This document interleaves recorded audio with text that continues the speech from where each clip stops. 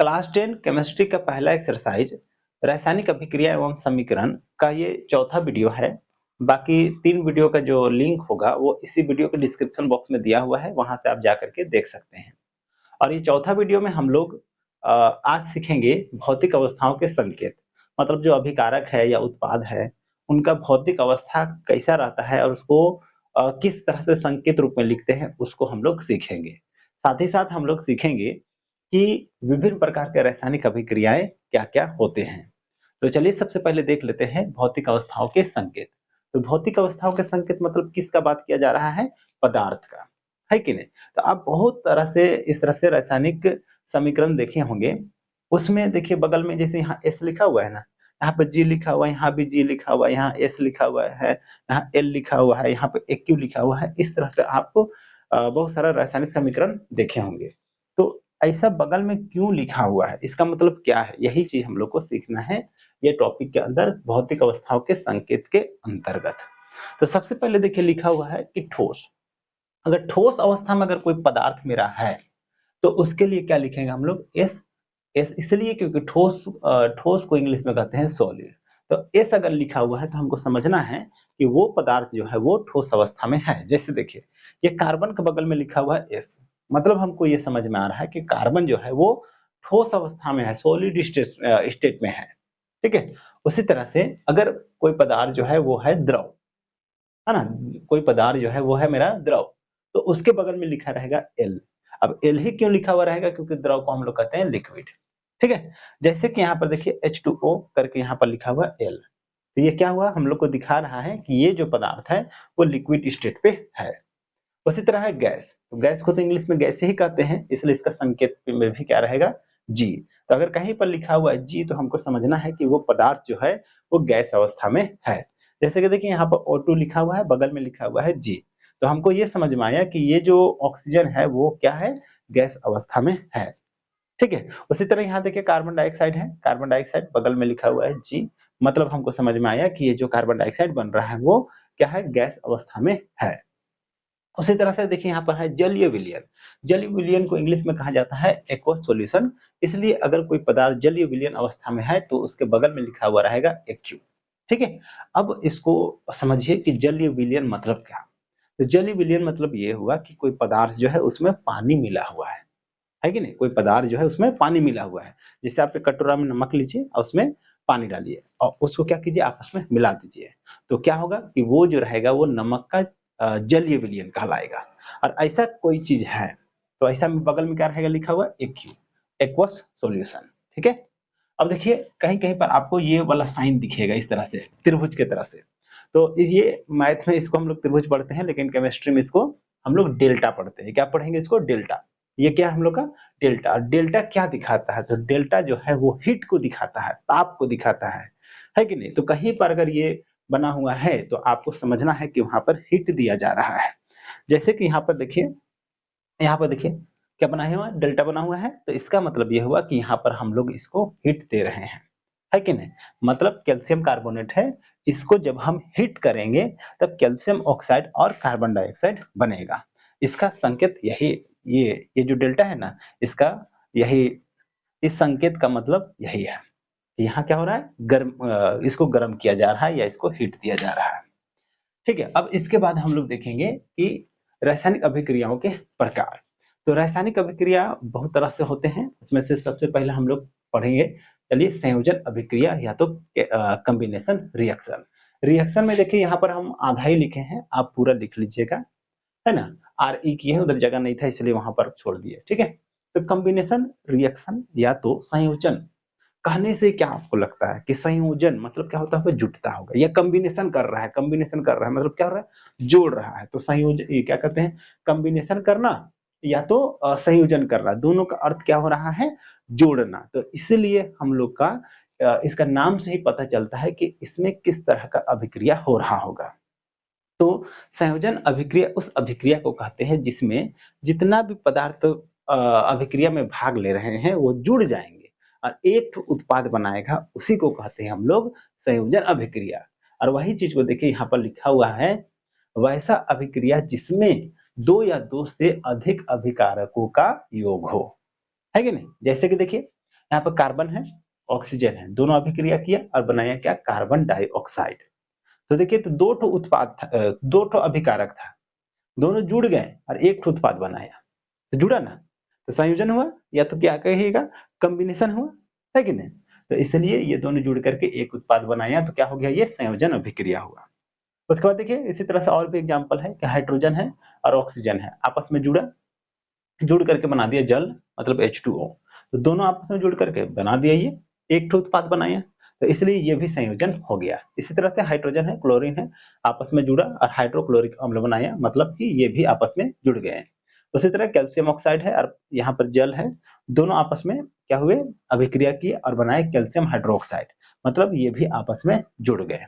इसमें एक चीज ध्यान देने वाला बात है कि हमेशा दो ही जुड़ करके एक बनाएगा ऐसा जरूरी नहीं है, लेकिन एक ही बनेगा, उससे ज्यादा नहीं बनेगा, है ना। लेकिन ये बात जरूर है कि इधर दो रहे जरूरी नहीं है, दो से अधिक भी हो सकता है, 3 4 5 6 कितनों भी हो सकता है, लेकिन ये सब जुड़ेगा और एक ही बनाएगा, तब जाकर के उसको हम लोग कहेंगे संयोजन या तो कॉम्बिनेशन रिएक्शन। तो मेरे अंदाज से ये आपको संयोजन अभिक्रिया क्या है ये आपको समझ में आ गया होगा। और भी बहुत सारे अभिक्रिया हैं, उसको देखेंगे इस बोर्ड को क्लीन करने के बाद। अब अगला है हम लोग का वियोजन या तो अपघटन अभिक्रिया, जिसको इंग्लिश में हम लोग कहते हैं डिकम्पोजिशन रिएक्शन। यहाँ पर हमने फिर से आर ई लिख करके छोड़ दिया है, जगह कम होने के चलते आप यहाँ पर रिएक्शन पूरा लिखिएगा। तो डिकम्पोजिशन रिएक्शन या तो अपघटन अभिक्रिया या तो वियोजन अभिक्रिया, सब एक ही अभिक्रिया का नाम है। और नाम से ही क्या पता चल रहा है, वियोजन या तो अपघटन, मतलब क्या हो रहा है, टूटना, है ना। अपघटन अगर कोई चीज हो रहा है उसका मतलब क्या होता है, वो टूट रहा है। तो इसमें क्या होगा कि अभिकारक जो रहेगा ना, एक जो अभिकारक रहेगा वो टूटेगा और दो या दो से अधिक उत्पाद बनाएगा। ऐसे अभिक्रिया को क्या कहते हैं हम लोग, वियोजन अभिक्रिया। वही चीज को देखिए यहाँ पर आपको लिखा हुआ है, वैसा अभिक्रिया जिसमें एक अभिकारक टूटकर दो या दो से अधिक उत्पाद बनाता हो। जैसे कि देखिए यहाँ पर दे दी है क्या, जल, मतलब कि पानी ले लिए और उसमें विद्युत धारा दे दिए, करंट दे दिए। तो पानी में जब करंट दिया जाता है तो हाइड्रोजन और ऑक्सीजन उसका अलग हो जाता है। तो इस तरह से वियोजन हुआ कि नहीं, एक जो अभिकारक है वो टूटा और दो उत्पाद बना दिया। इसी तरह से हम लोग का और भी उदाहरण है कैल्शियम कार्बोनेट। तो कैल्शियम कार्बोनेट मतलब कि चूना पत्थर, इसको अगर आप ताप दे दीजिएगा, गर्म कर दीजिएगा, तो क्या बनेगा, कैल्शियम ऑक्साइड बनेगा और कार्बन डाइऑक्साइड बनेगा। तो इसमें भी देखिए, एक अभिकारक टूटा और दो ठो उत्पाद बनाया। हमेशा दो ही बनाए ये जरूरी नहीं है, दो से अधिक भी उत्पाद बना सकता है। बस ध्यान देना है कि अभिकारक जो रहेगा ना वो एक ठो रहेगा। तो एक अभिकारक टूटकर दो या दो से अधिक उत्पाद बनाते हैं, तो उसको हम लोग कहते हैं क्या चीज, वियोजन अभिक्रिया या तो अपघटन अभिक्रिया। तो मेरे अंदाज से ये पूरा आप लोग को क्लियर हो गया होगा। देखिए, यहाँ पर हम लोग 5 6 अभिक्रिया पढ़ेंगे, है कि नहीं। तो कभी भी एग्जाम में ना ये 5 में से आपको कोई एक पूछेगा, तो आपको क्या करना है, परिभाषा लिखने के बाद एक दो एग्जाम्पल जो भी आपको याद रहेगा वो लिखना आपके लिए जरूरी है। केमिस्ट्री में कभी भी कुछ लिखते हैं तो उसका रिएक्शन जरूर लिखा कीजिए, तभी जाकर के आपको अच्छा खासा नंबर मिलेगा केमिस्ट्री में। केवल हम ये परिभाषा लिख करके छोड़ देंगे ना और ये 3 नंबर का रहेगा, तो मुश्किल से ये 2 नंबर हमको देगा जो एग्जामिनर रहेगा वो। लेकिन अगर हमको इसका परिभाषा पूछा और केवल ये रिएक्शन लिख देंगे ना, तो 2 नंबर आराम से दे देगा, है कि नहीं। तो यही है केमिस्ट्री में क्या कहते हैं, ये जो इक्वेशन सब लिखा हुआ रहता है ना, जो रिएक्शन रहता है लिखा हुआ, उसका इंपॉर्टेंस। तो कभी भी परिभाषा है तो उसके साथ रिएक्शन भी आपको लिखना पड़ेगा, है कि नहीं।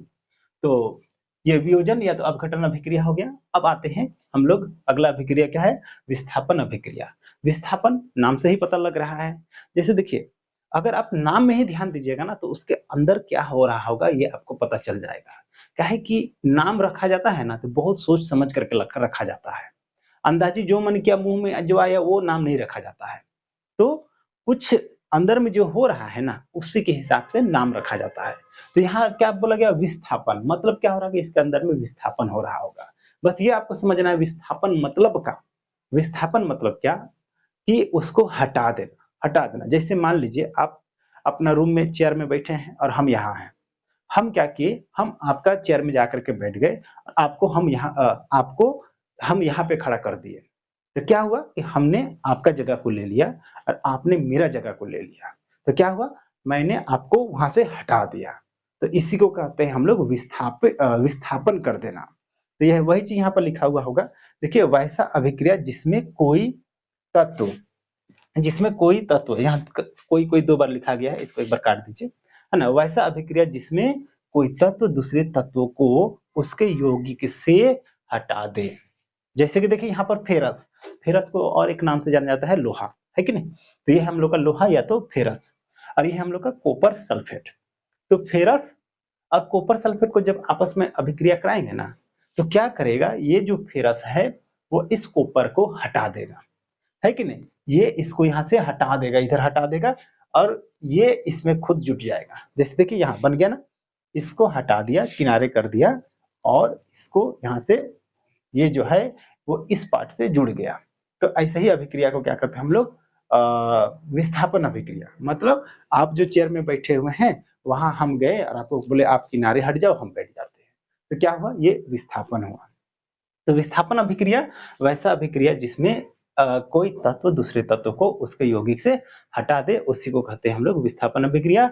जैसे कि ये रिएक्शन है, तो परिभाषा के बाद रिएक्शन लिखना जरूरी है, ठीक है। उसके बाद चलिए देख लेते हैं अगला अभिक्रिया है क्या चीज, द्वि विस्थापन अभिक्रिया। तो द्वि विस्थापन अभिक्रिया में क्या करेगा कि 2 यौगिक जो रहेगा ना, वो अपना आयन को चेंज करेगा। मतलब क्या हुआ, जैसे अभी हम कुछ देर पहले आप लोग को बताएं कि आप मान लीजिए वहां चेयर में बैठे हुए हैं, आपको हम यहाँ भेज दिए और हम आपके जगह में बैठ गए। ऐसा अगर हो रहा है तो ये द्विविस्थापन हो रहा है। लेकिन अगर हम क्या किए, आपके जगह पे गए और आपको हटा दिए, मेरा जगह पे नहीं भेजे, उधर हटा दिए और आपका सीट में बैठ गए, तो वो हुआ केवल विस्थापन। एक बार फिर से सुनिएगा, अगर हम आपके पास गए और आपको आपका चेयर से हटा दिया और वहां पर बैठ गए, तो वो हुआ विस्थापन। लेकिन हम क्या किए, आपके पास गए और आपके जगह में हम बैठ गए और आपको मेरा जगह में भेज दिए, तो ये हुआ हम लोग का द्विविस्थापन, है कि नहीं। तो विस्थापन और द्विविस्थापन में यही अंतर है। तो यही चीज को यहाँ पर लिखा हुआ है कि वैसा अभिक्रिया जिसमें दो दो यौगिक अपने आयनों को बदल लेते हैं। क्या चाहिए, एक बार फिर से सुनिए, वैसा अभिक्रिया जिसमें 2 यौगिक अपने आयनों को बदल लेते हैं।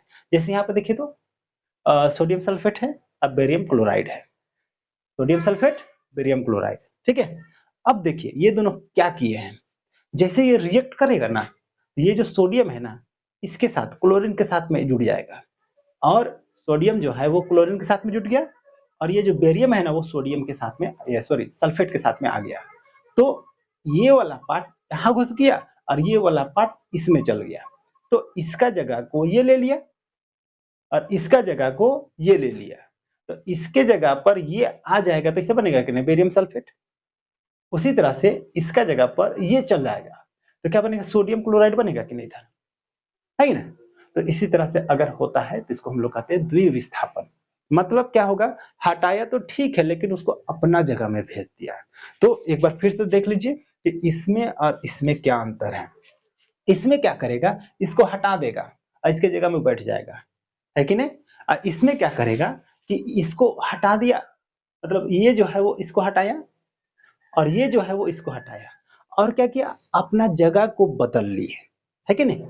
इसके जगह पर ये आ गया और इसके जगह पर ये चला गया, तो ये हम लोग का द्विविस्थापन। तो परिभाषा लिखने के बाद रिएक्शन आप जरूर लिखिएगा, है कि नहीं।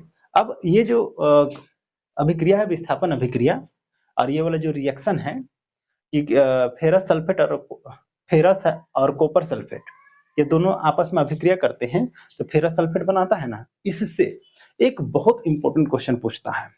तो अब सबसे पहले देख लीजिए कि ये फेरस सल्फेट जो रहता है ना, वो कुछ इस तरह से दिखाई देता है कि नहीं। इसका कलर देखिए रहे हैं कि आप नीला होता है कि नहीं। लेकिन जैसे ही उसमें हम लोहा का कील डाल देंगे ना, तो उसका जो रंग रहेगा वो ब्राउन हो जाएगा। तो आपको क्वेश्चन पूछता है कि आखिर कॉपर सल्फेट के विलयन में लोहा का कील अगर डाल देते हैं तो उसका नीला रंग क्यों बदल जाता है। तो इसका आंसर ये होगा कि जब हम लोग कॉपर सल्फेट के विलयन में लोहा का कील को जब डाल देंगे ना, तो फेरस सल्फेट बनेगा, इसको हटा देगा और ये खुद जुड़ जाएगा, तो फेरस सल्फेट का निर्माण होगा। इसके चलते कॉपर सल्फेट का नीला रंग जो है वो बदल करके थोड़ा ब्राउन कलर में हो जाएगा। वही चीज को देखिए यहाँ पर क्वेश्चन लिखा हुआ है कि कॉपर सल्फेट का विलयन में लोहे का कील डालने पर इसका रंग नीला रंग, इसका नीला रंग क्यों बदल जाता है? आंसर लिखा हुआ है, कॉपर सल्फेट के विलयन में लोहे का कील डालने पर फेरस सल्फेट बनने के कारण इसका नीला रंग बदल जाता है। इसके बाद ये वाला रिएक्शन लिखना जरूरी है, क्योंकि अभी हमने आप लोग को बताया कभी भी केमिस्ट्री में कुछ परिभाषा लिखते हैं और उससे रिलेटेड अगर आप समीकरण लिखने सकते हैं तो जरूर लिखा कीजिए। तो ये फेरस हुआ और ये हुआ मेरा कॉपर सल्फेट, इसका रंग कैसा होता है? नीला। लेकिन जैसे ही ये दोनों आपस में रिएक्ट करेंगे ना, तो इसका जो नीला रंग है वो खत्म हो जाएगा। खत्म इसलिए होगा क्योंकि इसको ये उड़ा देगा और ये खुद जुड़ जाएगा, मतलब विस्थापित कर देगा। तो फेरस सल्फेट बनाया और ये कॉपर को बाहर कर दिया। तो इस तरह से हम लोग का हो गया ये विस्थापन अभिक्रिया और द्विविस्थापन अभिक्रिया, और एक क्या चीज है, वियोजन अभिक्रिया, है कि नहीं? इसके अलावा भी कुछ अभिक्रिया है, लेकिन उसको भी हम लोग देखेंगे इस बोर्ड को क्लीन करने के। इसके बाद हम लोग को सीखना है उपचयन एवं अपचयन अभिक्रिया। इस टॉपिक में हम लोग को दो अभिक्रिया के बारे में जानना है, एक है हम लोग का उपचयन और एक है अपचयन। तो चलिए एक एक करके हम लोग देखते हैं। सबसे पहले देख लेते हैं उपचयन अभिक्रिया क्या है। तो उपचयन अभिक्रिया को एक और नाम से जानते हैं हम लोग, ऑक्सीकरण अभिक्रिया, या इसी को इंग्लिश में क्या कहते हैं हम लोग, ऑक्सीडेशन रिएक्शन। यहाँ पर रिएक्शन पूरा लिखिएगा, हम आरई करके छोड़े हैं, है ना? तो कोई उपचयन बोले, ऑक्सीकरण बोले या ऑक्सीडेशन बोले, तीनों एक ही चीज का नाम है। तो आखिर ये अभिक्रिया होता क्या है? तो ये एक ऐसा अभिक्रिया है जिसका होने से तत्व या यौगिक में क्या होगा, ऑक्सीजन का योग होगा, ऑक्सीजन उसमें जुड़ जाएगा, अथवा इसमें दो कंडीशन होता है। पहला कंडीशन क्या, ऑक्सीजन जुड़ जाएगा, अथवा हाइड्रोजन कमी हो जाएगा, हाइड्रोजन का कमी हो जाएगा, है कि नहीं? वही चीज को देखिए यहाँ पर लिखा हुआ, वैसा अभिक्रिया जिसमें किसी तत्व या यौगिक के साथ ऑक्सीजन का योग हो, ऑक्सीजन का योग हो, अथवा देखिए सेकेंड कंडीशन यहाँ बता रहा है, अथवा हाइड्रोजन का ह्रास, ह्रास मतलब क्या होता है, कमी, ह्रास, ह्रास हो। जैसे कि यहाँ पे देखिए तो कार्बन है और यहाँ ऑक्सीजन है, दोनों अभिक्रिया किया और यहाँ जुड़ गया, तो इस कार्बन में ऑक्सीजन जुड़ा ना, तो इसलिए ये क्या हो गया हम लोग का, ये ऑक्सीकरण अभिक्रिया या तो उपचयन अभिक्रिया हो गया। हो सकता है आपके माइंड में आएगा कि सर ये संयोजन अभिक्रिया भी है, तो हाँ है, क्योंकि ये जुड़ रहा है तो संयोजन में भी आएगा। जैसे मेरा नाम कुछ है ना, हम इंसान हैं फिर ना नाम है, तो हम इंसान भी है और मेरा खुद अपना भी नाम है, तो उसी तरह से ये जो है वो संयोजन अभिक्रिया में भी जाएगा और ये उपचयन अभिक्रिया में भी जाएगा, या तो ऑक्सीकरण अभिक्रिया में भी जाएगा। तो ऑक्सीकरण अभिक्रिया मतलब मेरे अंदाज से आपको समझ में आ गया होगा, इसमें दो कंडीशन होता है। पहला कंडीशन क्या, ऑक्सीजन जुड़ जाएगा या तो हाइड्रोजन कमी हो जाएगा, हाइड्रोजन का कमी हो जाएगा। तो यहाँ पर सेकेंड में देखिए कॉपर, ये कॉपर है, यहाँ पर ऑक्सीजन है, दोनों आपस में क्या हुआ, रिएक्ट किया और बनाया कॉपर ऑक्साइड। मतलब क्या हो रहा है, ऑक्सीजन इसमें बढ़ जा रहा है, कॉपर में ऑक्सीजन जुड़ जा रहा है, इसलिए ये क्या हो गया हम लोग का ऑक्सीकरण अभिक्रिया हो गया। अब इस पे देखिए ये है हम लोग का हाइड्रोजन सल्फाइड, तो हाइड्रोजन सल्फाइड में ये क्लोरीन आ गया और दोनों जब रिएक्शन किया तो क्या बना, ये सल्फर बन गया। मतलब इस सल्फर में हाइड्रोजन का क्या हो रहा है, कमी हो रहा है। तो इसमें दो कंडीशन है ना, ऑक्सीजन बढ़ेगा अथवा हाइड्रोजन घटेगा।